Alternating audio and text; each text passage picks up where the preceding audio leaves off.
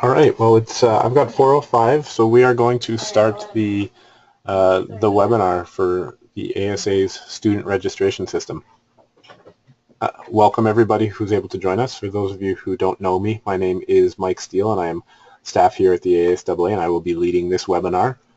If you have any questions throughout the webinar, your microphones are muted, but you'll see a little go to webinar window. It's a little gray box with a bunch of tabs.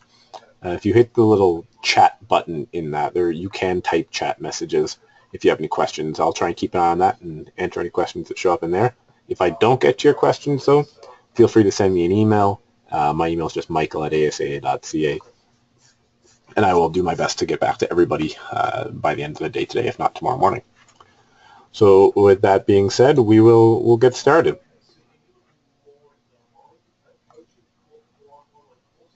Okay, just 1 sec, sorry. Okay, here we go. So you should see on your screen the front page of the ASAA website, and as many of you may have realized by now, but we have the registration login button up here. This is where you're going to click to access the new registration system. And when I say new registration system, I'm referring to the system that has replaced XNet for student registration, the online appeals and transfers website for those purposes, as well as the rankings website for volleyball and basketball. All of that has been integrated into a single login and a single system, so you'll only ever need one login and password to get in there. With that being said, I'm going to click on registration login and get going. You'll see there's a little welcome message here which talks about some of the changes. I'll go through most of them in this webinar. If you haven't gotten to this point yet and logged in before, you will need to click on request new password. I think most schools in the province have gotten to this point. You click on request new password, put your email in, and they will send you a new email, an email with a link to create a new password. One difference between the new SRS registration system and XNet is that logins are now tied to the individual. That is, they're tied to your school email address rather than your school, with each school having its own unique login. So we've done our best to migrate all the data over and make any changes as necessary. But if you're trying to log in and you can't get in, give us a call or an email at the office, and we will get you hooked up with a new login. So I'm going to be logging in with a test school. It's not a real school, but I've created it for the purpose of going through this webinar. You should see on your screen now the home page of Testing High School. If you had logged in, if you're going along working through this with me, for your own school, you would see your own school's information with your teams, your coaches, the tab, and all the information here. Scroll down, you see some registration deadlines. It's quite similar to how it was in XNet. The first thing we're going to do, though, is we're going to create a coach. Because unlike in XNet, when I go to create a team, I actually need to have a coach that I can assign to that team. So step one should always be to create a new coach. If you click on the coaches, if you've already done this and been through it a little bit, you might see a list of your coaches here. I don't have any for Testing High School yet, so we're going to create a new one by clicking the Add Coach button. So if I go to Add Coach, the asterisk are the required information. If they don't have an asterisk, then it's not necessary, but it's always helpful if you can fill out as much information as possible. So I'm going to create myself as a coach by putting my first and last name in. I'm a male. Put my email in.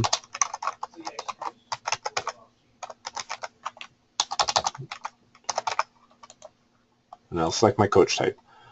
For the purpose of this demonstration, I'm going to say I'm a teacher coach at the school. I could also say I'm a teacher from a different school, a community coach. This information just helps us to get a clear picture of what type of coaches are coaching in the province. So please fill that out accurately. One thing that's new this year is every coach does require a concussion course completion code. It's new bylaws or a new policy that was passed at the ASA AGM in May, requiring every coach to take this course, whereas it used to be one single coach. So I have my code here. I'm just going to copy this and paste it in here. If you don't know what your code is, you can always go to the website where we host our coach education courses, which is schoolcoach.ca. if you log in and click on your completed courses, you can see your certificate, and that certificate will have the completion code on it. That being said, if you have any issues, you can always just give the office a call or send me an email, and it's easy enough for me to look that code up for you. New this year, we also have the bylaws and policies course, which is about a 10-minute course that we're requiring one coach on every team to complete. So if you remember, I talked about having to create a coach before I can create a team. When I create my team, it's going to check that at least one of the coaches created and assigned to that team has their bylaws and policies completion code. So I'm going to put my code in here. Again, you can get that code off your certificate of completion at schoolcoach.ca. If you haven't done that course yet, it is only about 10 minutes long. It's fairly straightforward, and we do require one coach on every team to complete it. So make sure you get that done, or you're telling your coaches to get that done. That being done, I've got my 2 codes in. I've got my name. I'm going to hit save. It's as easy as that. Mike Steele is now going to show up in my list of coaches. I could then go do that again, add a second coach. Maybe I will. I'll add. Actually, I don't have codes for them, so I won't. I'll do my best to help you. But if I want to, from now on, whenever I'm creating a team, I don't have to put the concussion code in every time. I'll just type or select Mike Steele as the coach for my teams. If I'm coaching volleyball and basketball, or volleyball and track and field, and then maybe I'm also coaching another sport next year, these coaches will stay year to year. So you won't have to re-add them every year. You won't have to be following up and getting codes. You only have to add any new coaches that might come to your school. So that should simplify the process of creating teams a little bit for you guys. Yeah. Now that I've got a coach created, I'm going to go to my teams. So if you've gone through and already created some teams for some of the sports you have, you'll see some listed here. I haven't done that yet, so I'm going to add a team. And so you'll notice not all sports are here yet. That's because I haven't registered for the school year yet.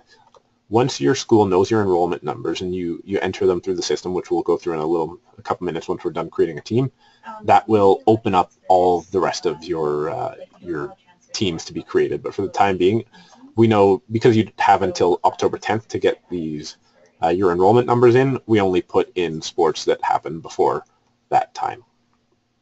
So let's create a volleyball boys team.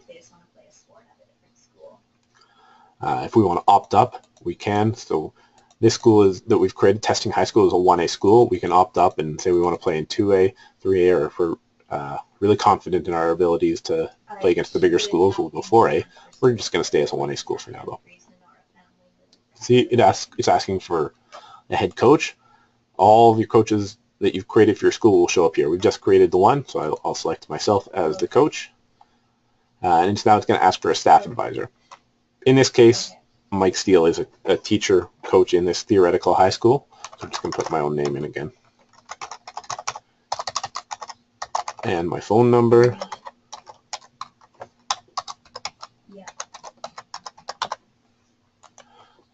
We do intend to attend provincials.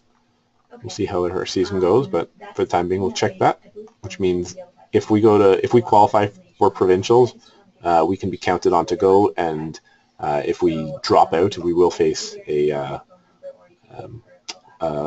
fee for dropping out too late. I'm going to acknowledge that all the students on the roster will meet 800 instructional minutes of instruction per year, or per semester, excuse me.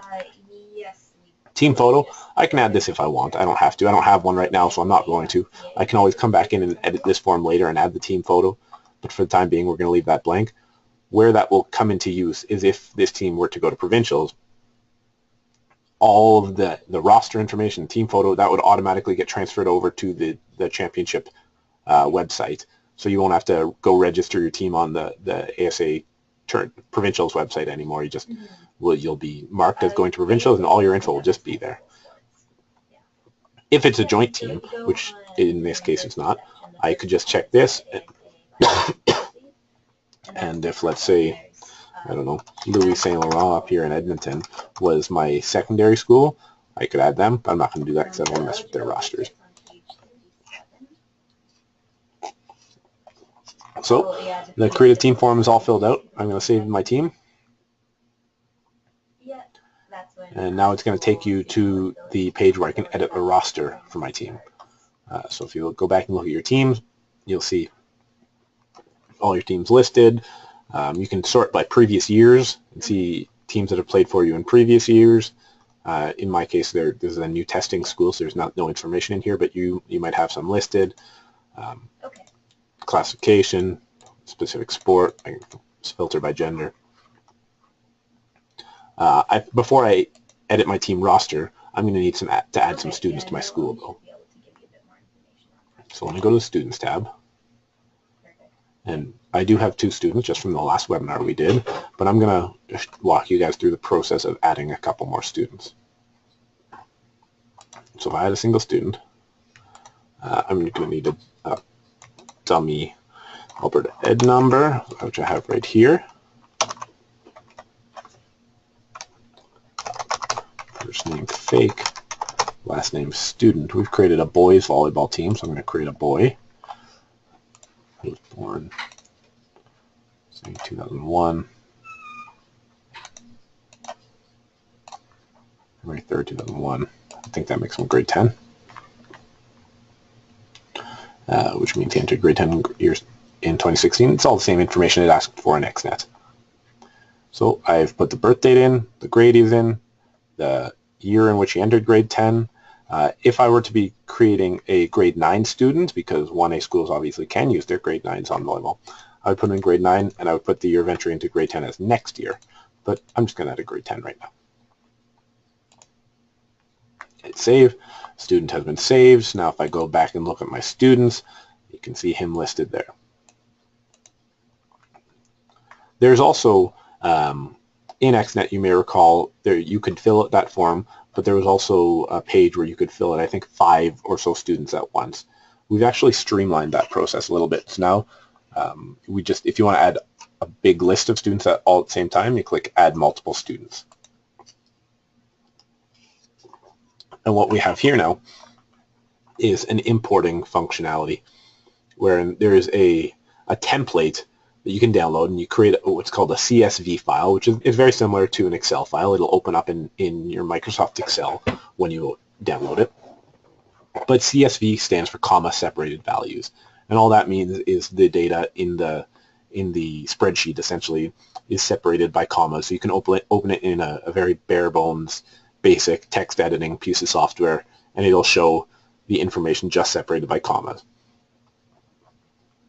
But I've already got the template downloaded, but if you don't, then click download a template here and it'll open up. I'm just going to switch to that so you can see what it looks like. So this is the template. Very simple. The first column shows what it's asking for, so I'll just fill out the subsequent columns, subsequent rows, excuse me, with the relevant information. So I'm going to go through this with some information I have. So the Alberta student number, it specifies it needs to be in this specific format, the 4 numbers, hyphen 4 numbers, hyphen 1 number. So I've got another fake student number right here, which I'll put in. We'll name this student, name after my son, Joe, his full name.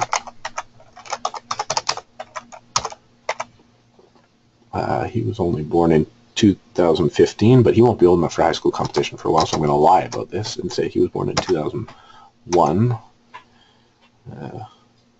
July 24th. And now pay close attention to what's about to happen here, because my version of Excel, and not every version of Excel is going to do what's about to happen, but some of yours may, so you need to pay attention to how this will be fixed. So I put it in the format it's asking for, the 4 years, hyphen, followed by the 2 months, followed by hyphen, followed by the 2 days. Once I move on to the next column, my version of Excel has it's recognized I'm entering a date and reformatted that in a different format that doesn't work for me. So if I try to upload this, I'll get an error saying the date was input in the wrong format. So what I need to do is I need to select this column, and I'm going to right click and click Format Cells. Alberta School Athletics Association, Shanna speaking. So what it's doing is it's recognizing this as a date. I don't want that. I just want it to see it as pure plain text. So I'm going to delete that. Now it's going to change all that data, so I have to put that in again. 2001 07 24. Male, grade 10 in 2016. Okay. And that's all I need to do. I've got that information for my first student. I can then move on to the second student. I've got one more fake Alberta Ed number that I'll show you. So we'll put that in there. So keep the plain text. Let's create some ASAA staff. We'll create Shanna Carrillo, who is the ASAA staff responsible for the Unified Sports programs.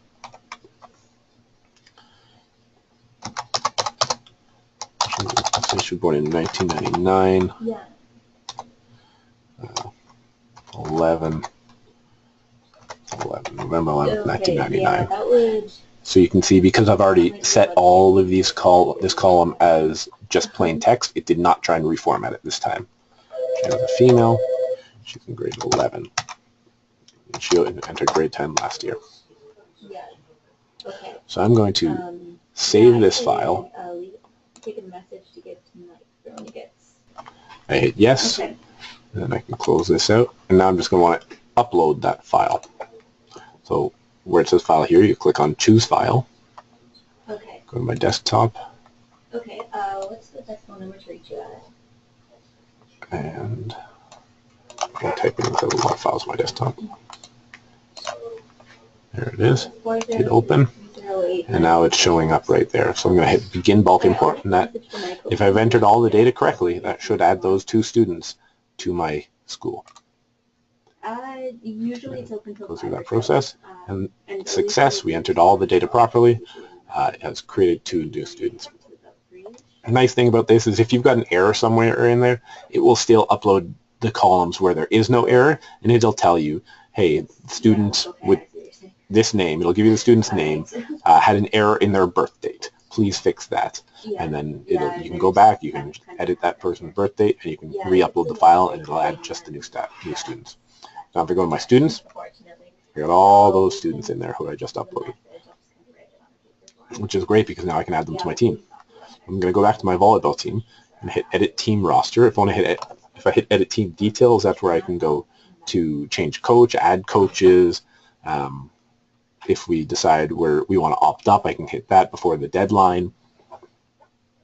But for now, I'm just going to edit team roster.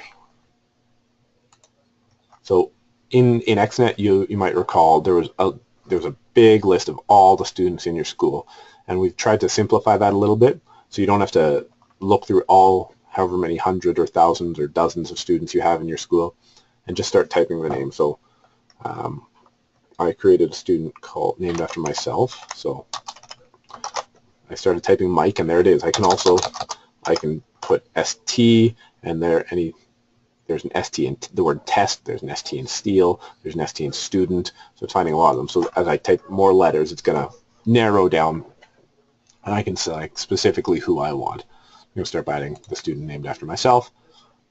If I want, I can put the position, height, and uniform number in. That's all totally optional. But for this case, I'm just going to put it in. And I would wear number 24. So the position, height, and uniform, they'll come into play if you go to provincials and that information gets transferred over to the championship site and would be used in the programs. But again, it's all totally optional. The only thing you have to do is actually type the student's name in. So everything's done for this team member. I'm going to hit add another student. I've created a student named fake student, I think, so I'll add him. I had a student in my system called test, so I'm going to add him. And I had another student named after my boy Joe, so add him. I'm going to hit save. So I'm going to add all these kids to my roster. So I have added 4 students to my roster. You'll notice there is a warning here saying you're currently short 2 players. That's because the minimum for volleyball is 6, as it shows right here. And the deadline for adding those students is October 15th. So I have until October 15th to add 2 more students. Otherwise, I could be facing late fees. For the time being, I think that might be all the male students in my school, so I'm just going to leave it at that. But if I ever want to go back, I just click on my teams. If I hit view, that will show me the page I was just on. I can always go back to edit roster. It'll show me the kids on my team, and I can just add another player. So that is the process of creating. We've gone through creating coaches, we've gone through creating students, and we've gone through creating teams. I've shown you how to create multiple students for your team. There's also, like I mentioned, we also have transfers and appeals and the rankings and scores built into the system. So we're going to go through those too. But before I do that, I want to show you how to register your school. You don't have to do this before you've created your teams, but you do have to do this before October the 10th. Otherwise, you'll face a late fee for registering your school too late. To do that, just click on this form at your earliest convenience. We're going to go with right now. So this chart, like it was in XNet, shows the it's in the ASAA handbook, and it shows the fees. One coach in every team, or in every school, excuse me, needs to complete the Fundamentals of Coaching course, which I've done. So I'll put my name in. And I have my code right here. So I'll just copy this and bring this over to here.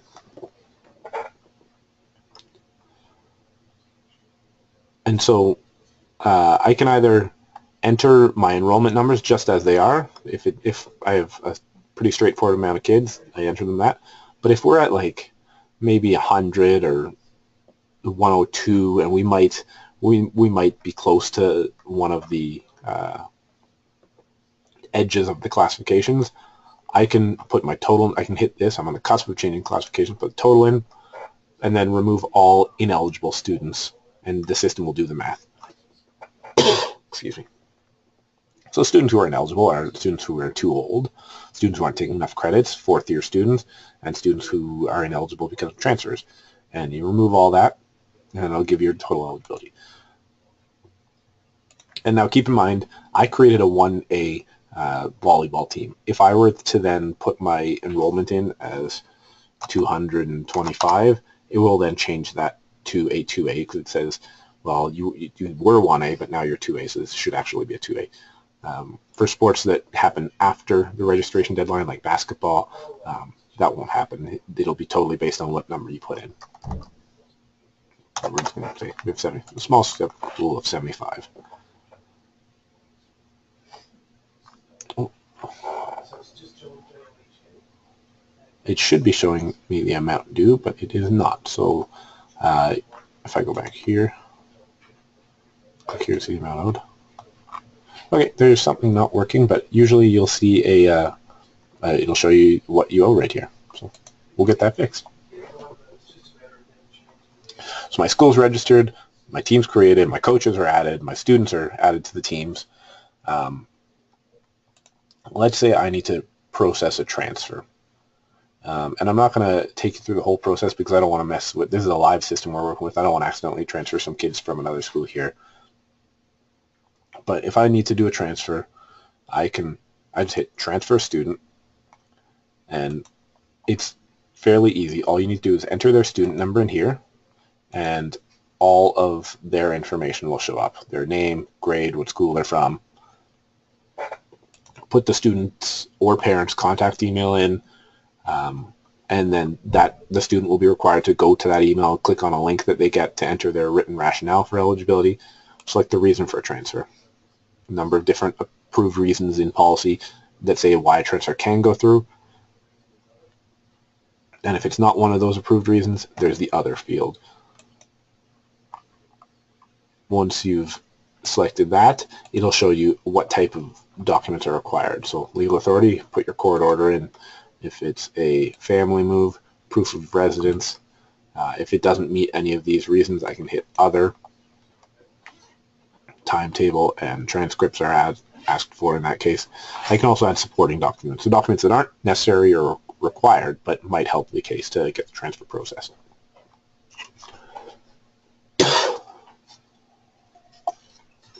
So like I said, I'm not going to create a transfer right now and mess with any system, but if you do need to, go in, fill out the form. It is easy, straightforward. Once you fill it out, the student will get an email saying, fill out your portion. The student will fill out his or her portion, and then the sending school will get an email saying, approve or deny this transfer. And then they will approve it, and if it's a fairly straightforward transfer, it will automatically get processed. If it's an other reason and there's more to it, and it doesn't meet the criteria of what's in policy as an approved reason for transfer, that's when the compliance officer will step in to investigate. The compliance officer then has the authority to rule on any or all transfers. I can also file appeals in here, so if there's a reason where policy doesn't necessarily fit the specifics of a scenario, of the circumstance, then I can fill out an appeal here. It'll automatically have the appeal deadlines. We actually have one coming up next week, so I can't select anything else because we're too close. We're past the 1 week deadline. But if you have to fill out an appeal, fill out this form, and you'll get contacted by the ASAA office. Fairly straightforward. I can go to scores. We're not going to go with basketball yet because basketball season isn't on. But if I want to enter a volleyball score, I can do that with my boys team. Let's say we went to a tournament. We can put the date in as this past Tuesday. We played an exhibition game, a playoff game, a regular season game, or a tournament game. No, we just played an exhibition game. We were the home team, and we were against Ardrossan. Or if we played against a school from another province, say at a tournament, we could put that in there. Then we could put the score in. What was the score in each set? And we save. Like it was in the previous system, it's fairly straightforward. I can then go in and go look at all my results by clicking on View Game Results. And I can compare myself with other teams in my area. It's really a pretty neat system. And so that's everything we've got. The other tabs here, there are a couple other new features. There's the messages, which you'll see up top. I have 4 messages. These are messages sent from the ASAA office to each school, or we can specify maybe we only need to send something out to the Calgary zone, or we only need to send it to principals in a certain area. So but we'll be using this for a number of purposes. So there's a note here on principal and student guardian acknowledgement forms. There's a note on concussion codes, note on the webinars, and a reminder that the golf registration deadline is coming up. I can click on View All Current Messages, and these will all be here for a set period of time that will be set by the ASAA. If we only need something to show up until a certain date, it'll stay here, and then it'll go to Archived Messages. For example, golf registration deadline. There's a reminder that you have to add all of your golf students, or you have to have your your team created by September 12th. And then you have up until your zone tournament to add students. So this reminder will stay here until the 12th, and then it will show up as archived. I can go to Tools, and this is a fairly, you won't need this often, but if you need to make an inquiry, you can fill this form out, and it'll send an email into our office. You can also just give us a call, or just go to your email Outlook and create an email and send it to us. But if you want to use the system to send it, you can. And you can also download some exported data. So you can download a list of all the students in your school by grade and gender. You can download a list of all your students' participation in previous years, and a list of what athletes you have playing multiple sports. And if you go to list of users, this will show everyone associated with your school who's able to log in and access this page. In this case, it's just me. But if you click on your school, you should see yourself as an athletic director or a principal and your principal. So principal and athletic director are typically. If you see someone who, maybe an old athletic director who's not with your school anymore, give us a call at the office. We'll get that fixed. And that is the sport registration system.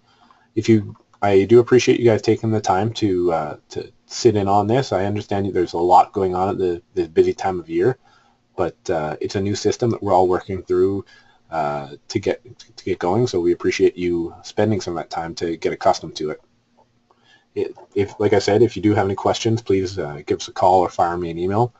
But with that being said, we're going to go ahead and end the webinar because we've covered anything. Thanks so much, and everybody have a great evening and rest of your week.